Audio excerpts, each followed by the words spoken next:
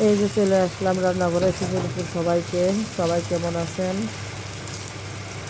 আজকে রান্না করব মুরগির মাংসের তরকারি, যার কারণে আগে পেঁয়াজটা সুন্দর করে তেলের পাড়ে ভেজে নিচ্ছি। লাল লাল হয়ে আসলে তারপর মশলাটা কষিয়ে নেব। ঝালের গুঁড়ো, লবণ, হলুদ গুঁড়ো, ধনিয়া গুঁড়ো, বাটা মশলা সব কিছু একসাথে দিয়ে, শুকনো গরম মশলা, এলাচি সব কিছু দিয়ে সুন্দর করে মশলাটা কষিয়ে নিচ্ছি। মশলা থেকে যখন তেল উপরে উঠে আসবে তার সেই সময় আমি মাংসটা একটু দিয়ে দেবো। আর মাংস আর আলু একসঙ্গে দেবো, তাহলে খেতেও ভালো লাগে এবং সেদ্ধ হবে দুইটাই একসাথে। এই মাংসটা আগে সুন্দর করে কষিয়ে নেব। মাংস সুন্দর করে কষা রাখবো। মাংসটাকে পানি দিব না, মাংসের যে পানি বের হবে এটা দিয়ে মাংসটা সুন্দর করে কষিয়ে নেব। মাংস যত কষাবেন তত টেস্ট বাড়বে, খেতেও ভালো লাগবে। আর সত্যি কথা বলতে আমার ছেলের মাংস ছাড়া চলে না, সে মাছ খেতে পারে না, যার কারণে আমার একটু মাংস রান্না করতে হয় বেশি বেশি বা বেশি ভিডিও আপলোড দিতে হয় মুরগির মাংসটা। আমার ছেলে মাছ খেতে পারে না, ছোটো মানুষটাও মাছে কাটা আছে, খেতে পারে না।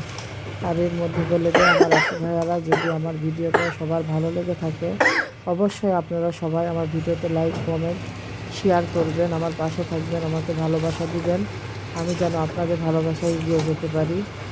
আমিও আপনাদেরকে ভালোবাসা দিব। আসলে ভালোবাসা না দিলে ভালোবাসা পাওয়া যায় না। এই প্ল্যাটফর্মে কাজ করতে গেলে কোনো হিংসা বিবাদ করা যায় না।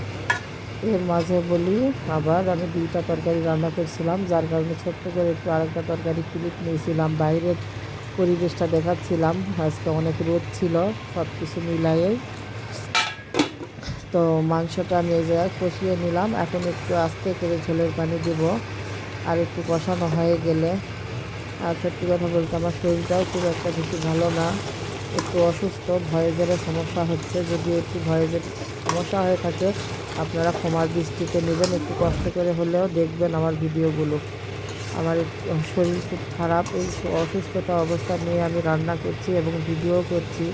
আসলে ভিডিও করাটা কিন্তু অনেক কষ্টকর। সবাই মনে করে যে ভিডিও করা কতটা সহজ, ভিডিও করতে গেলেও অনেক কষ্ট হয়ে যায়। যারা করে তারাই বোঝে, যারা করে না তারা বোঝে না। এর মধ্যে এই যে ঝোলের পানিটা দিয়ে দিয়েছি, দিয়ে এখন বলক উঠে গেছে। মাংসের কালারটা খুব সুন্দর হয়েছে। সবাই কমেন্টে বলবেন আমার মাংসের রান্নাটা কেমন হয়েছে। আর ভিডিওটি না টেনে সবাই একটু ভিডিওগুলো আমার দেখবেন। তো আর কি বলবো, এই যে মাংসটা দেখেন। এখানেই আজকের ভিডিওটা শেষ করলাম। আল্লাহ হাফেজ, সবাইকে ভালো থাকবেন। আসসালামু আলাইকুম।